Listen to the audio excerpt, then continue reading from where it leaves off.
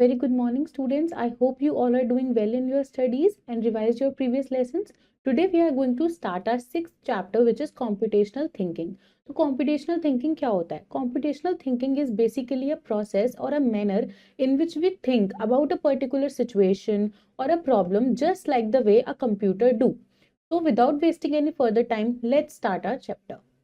So, as we know, the name of our chapter is computational thinking. In this chapter, we are going to cover few topics like introduction about computational thinking and elements of computational thinking. So first we have one warm-up activity which says trace the figure step by step, draw the missing step in box 5. तो हमें यहाँ पे क्या करना है, box 5 में एक missing image को हमें ड्रॉ करना है. तो अगर हम देखें तो बॉक्स 5 में जो हमारी मिसिंग इमेज है वो क्या हो सकती है कि हमें बेसिकली इन स्टेप्स को फॉलो करना है. तो हम यहाँ पे क्या बनाएंगे, एक एज इट इज एक ऐसा ही रैबिट बनाएंगे हम जैसे हमारे स्टेप्स में गिवन है.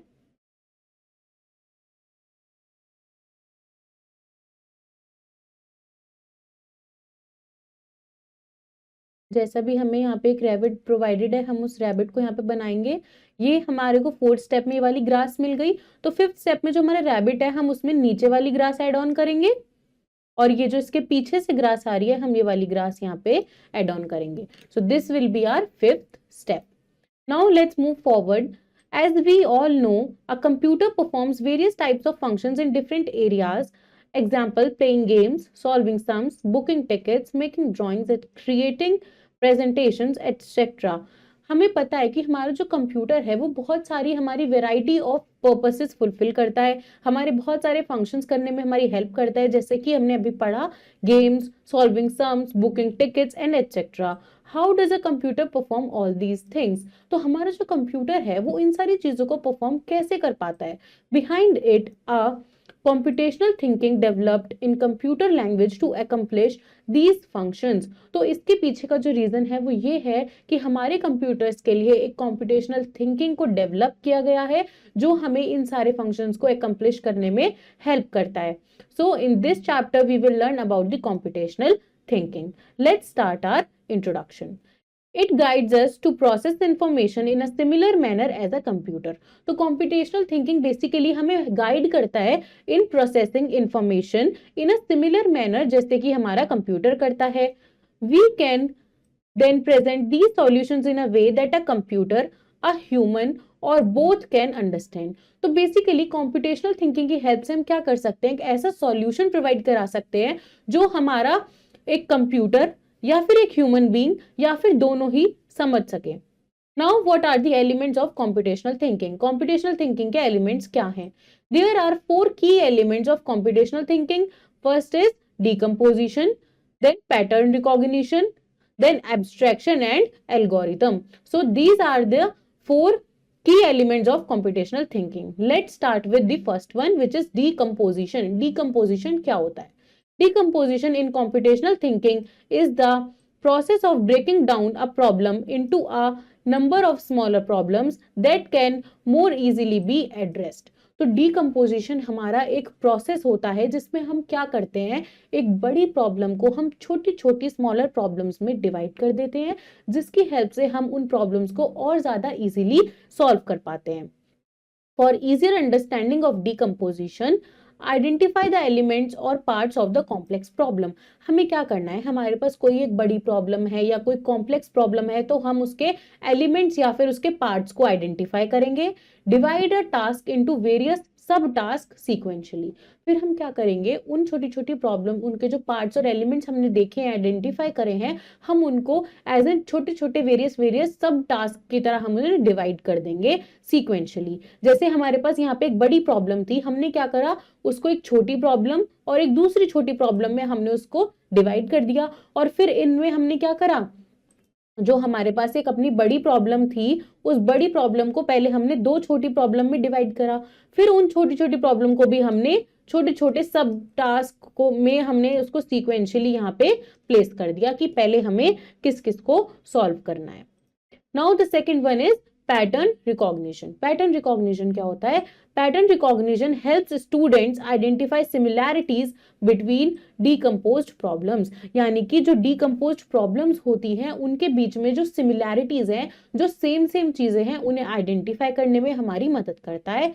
For example, if they are coding a game, they may recognize similar objects, patterns and actions। अगर वो कोई गेम कोडिंग कर रहे हैं स्टूडेंट्स, तो वो क्या रिकॉग्नाइज कर सकते हैं? सिमिलर ऑब्जेक्ट्स को, सिमिलर पैटर्न्स को, या फिर सिमिलर एक्शंस को। Finding these patterns allow them to apply the same or slightly modified code to each, which makes their programming more efficient. तो अगर उनको कुछ भी सिमिलैरिटीज मिलती हैं तो उन्हें सेम कोड वापस नहीं लिखना पड़ेगा, सेम कोडिंग वापस नहीं करनी पड़ेगी, वो बस उसको स्लाइटली मॉडिफाई करेंगे ताकि उनका जो टास्क है वो अचीव हो जाए, जिसकी वजह से उनकी जो प्रोग्रामिंग है वो बहुत ज्यादा एफिशिएंट हो जाती है। Now abstraction. In computational thinking, decomposition and pattern recognition break down the complex, while abstraction figures out how to work with different parts efficiently and accurately। देखो, जो computational thinking के अंदर decomposition और pattern recognition हमने पढ़ा, वो मदद करते हैं किसी भी complex problem को छोटे छोटे parts में divide करने के लिए, break down करने के लिए। लेकिन जो abstraction होता है, ये figure out करता है कि work कैसे होगा different parts का efficiently भी और accurately भी। इसका example है, you can make a call, send a message or browse the internet without needing to know the complex workings behind these operations। यानी कि हम इजीली कोई भी कॉल कर सकते हैं, कोई मैसेज कर सकते हैं, ब्राउज पे कुछ भी हम सर्च कर सकते हैं, बिना ये सोचे कि उसके पीछे कॉम्प्लेक्स वर्किंग क्या होगी इन ऑपरेशंस की। This is the example of abstraction. यानी कि यहाँ पे हमें उतनी ही इंफॉर्मेशन मिलती है जितनी हमारे लिए नीडेड होती है। Now there is one activity which says rearrange the given words to get correct word। हमें यहाँ पे क्या करना है? अपने वर्ड्स को रीअरेंज करना है। तो अगर हम यहाँ पे देखें तो हमारा जो फर्स्ट बन सकता है वो बन सकता है ALGORITHM, which is algorithm। So we will write here ALGORITH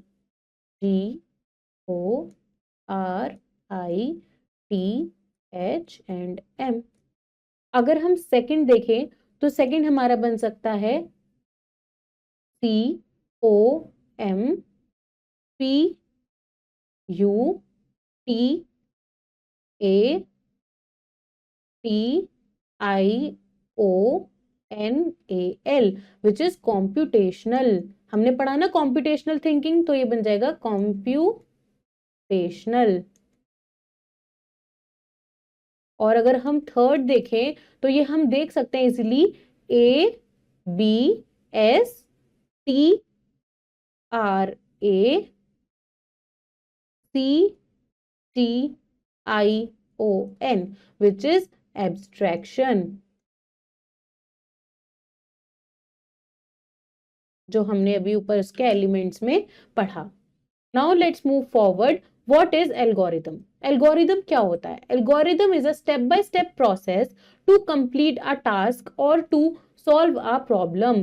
तो एल्गोरिथम क्या है? एल्गोरिथम एक स्टेप बाय स्टेप प्रोसेस होता है किसी भी टास्क को कंप्लीट करने का या फिर किसी भी प्रॉब्लम को सॉल्व करने का। All the steps defined in an algorithm need to be followed in a sequence manner। यानी कि हमारे एल्गोरिथम के अंदर जो भी स्टेप्स आते हैं वो एक सीक्वेंशियल मैनर में ही प्लेस होने चाहिए। While writing an algorithm, the following rules should be followed। Algorithm लिखते टाइम हमें किन रूल्स को फॉलो करना है? An algorithm should be written in simple statement। Algorithm simple statement में लिखा होना चाहिए। It should be written in a simple and precise manner so that everyone can understand it। और वो एक प्रिसाइज यानी कि बहुत बड़ा नहीं होना चाहिए कि हर कोई उसको इजीली अंडरस्टैंड कर सके। Statements that are of similar type should be combined to avoid lengthy code। जो भी स्टेटमेंट्स सिमिलर टाइप की होती हैं हमें उन्हें कंबाइन कर देना चाहिए ताकि हमारा जो कोड है वो बहुत ज्यादा लेंदी ना हो। To ensure that an algorithm produce the expected output, it should be tested using simple values। यानी कि हमारा जो एल्गोरिथम है वो हमारा एक एक्सपेक्टेड आउटपुट ही हमें दे, इसके लिए हमें क्या करना चाहिए? सैंपल वैल्यूज को डाल के एक बारी उसको टेस्ट कर लेना चाहिए। Students, we have one fact corner which says the word algorithm is named after the 9th century Iranian mathematician, astronomers, and astrologer Muhammad ibn Musal Khwarizmi. Let us consider the example for writing an algorithm. अब हम यहाँ पे algorithm के लिए कुछ example consider करेंगे. जैसे first example है an algorithm to make a fruit salad. तो यहाँ पे first क्या होगा हमारे पास? First step होगा start. Second होगा choose 3 to 5 types of fresh fruits you like. Example apple, banana, orange, grape, berry. Second step हो गया. Then third step हमारा होगा wash all the fruits. Fourth step हमारा होगा cut the fruits into small pieces. Then fifth step हमारा होगा put all the cut fruits into the bowl. Then sixth होगा mix them gently. Then seventh serve and enjoy. And the eighth will be stop. तो हमने यहाँ क्या देखा कि हमारा जो एल्गोरिदम है वो स्टार्ट स्टेप से स्टार्ट होगा और स्टॉप से एंड होगा. और हमने एक एक डिटेल अपने फ्रूट सैलेड को बनाने की यहाँ पे हमने स्टेप वाइज दी है. There is another example, an algorithm to calculate the average of 3 numbers. तो यहाँ पे स्टेप 1 क्या होगा? स्टार्ट. ऐसे ही जो लास्ट स्टेप है वो क्या होगा? स्टॉप. फिर हमने सेकेंड स्टेप में क्या करा? Assign 3 numbers two variables n1, n2, n3. हमने इन तीनों वेरिएबल में कुछ 3 नंबर्स को असाइन कराया. Then in step 3 add the numbers and store the result in sum. हम इन तीनों नंबर्स को ऐड करा के इनका जो रिजल्ट है वो सम में हम स्टोर कराएंगे. Then in step 4, divide sum by 3 and store the value in AVG which is average. हम क्या करेंगे? हम इन तीनों के सम को डिवाइड करेंगे बाय 3 और उस वैल्यू को कहां स्टोर कर देंगे? इन AVG एवरेज में हम स्टोर कर देंगे. Then step 5, print the value of average. Step 5 में हम एवरेज की वैल्यू प्रिंट करा देंगे. While writing an algorithm, one thing should be kept in mind that the algorithm should be short, simple and to the point. हमें ये देखना है कि algorithm बनाते टाइम हमारा जो algorithm है वो short होना चाहिए, बहुत lengthy नहीं होना चाहिए, simple होना चाहिए and to the point होना चाहिए. So students, let's quickly wrap up our chapter. Computational thinking describes the process and approaches that one adopts while trying to solve complex problems. यानी कि कॉम्पिटेशनल थिंकिंग जो होती है वो ये डिस्क्राइब करती है एक प्रोसेस को या फिर अप्रोचेस को कि हमें किस तरीके से अडॉप्ट करना चाहिए अपनी चीजों को, वैल्यूज को, अप्रोचेस को, कि हम अपनी सॉल्व कर सके किसी भी कॉम्प्लेक्स प्रॉब्लम को. There are 4 key elements of computational thinking: decomposition, pattern recognition, abstraction and algorithm. An algorithm is a step-by-step procedure in proper sequence for solving a specific problem. Let's do our exercise. First question is pick the correct option. Dash make the task more easy to solve. तो हमारे task को easily solve करने के लिए हमारे पास क्या है? Abstraction, encapsulation या फिर पैटर्न रिकॉग्निशन. तो हम क्या करते हैं? जो हमारा पैटर्न रिकॉग्निशन है वो किसी भी कॉम्प्लेक्स प्रॉब्लम को ब्रेक डाउन कर देता है इनटू स्मॉलर प्रॉब्लम्स. तो वो हमारा यहाँ पे क्या होगा? वो होगा हमारा pattern recognition. Then which of the following is not an element of computational thinking. इनमें से एलिमेंट कौन सा नहीं है कॉम्पिटेशनल थिंकिंग का? डिस्कशन, बिकॉज एब्स्ट्रैक्शन और पैटर्न रिकॉग्निशन तो होते हैं. देन breaking down the data or problem into smaller manageable part is called decomposition. Abstraction or algorithm, it is decomposition. The step-by-step procedure to solve any problem is called algorithm. Next question is fill in the blanks using given words. Dash guides us to process information in a similar manner as a computer. तो ये होगा computational thinking.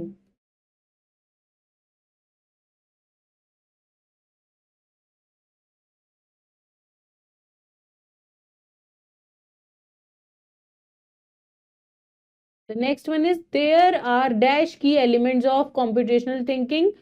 4. Dash help us to make connections between similar problems and experiences. तो similar problem और experiences के लिए हमें कौन help करता है? हमें pattern recognition यहाँ पे help करता है.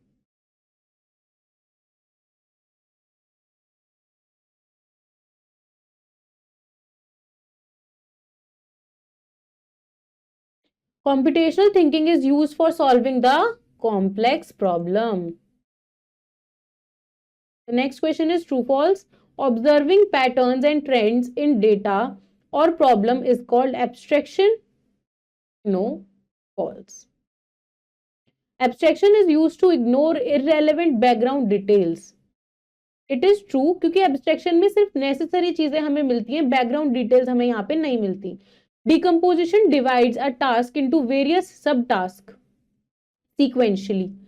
तो yes, it is true क्योंकि जो हमारा डिकम्पोजिशन होता है वो क्या करता है, हमारे टास्क को सब टास्क में डिवाइड कर देता है. Algorithm connects each decomposed problem to establish a complete solution. जो एल्गोरिदम होता है वो हमारी एक एक डिकम्पोज्ड प्रॉब्लम को कनेक्ट कर देता है ताकि हम एक कंप्लीट सॉल्यूशन निकाल सके. तो इट इज फॉल्स क्योंकि जो एल्गोरिदम है वो एक स्टेप बाय स्टेप प्रोसीजर होता है किसी भी प्रॉब्लम को सॉल्व करने का. So students, this was your complete chapter about computational thinking. I hope the chapter is clear to you. Do revise it and practice the exercise. I will see you in your next video with next chapter. Till then, take care. Bye-bye.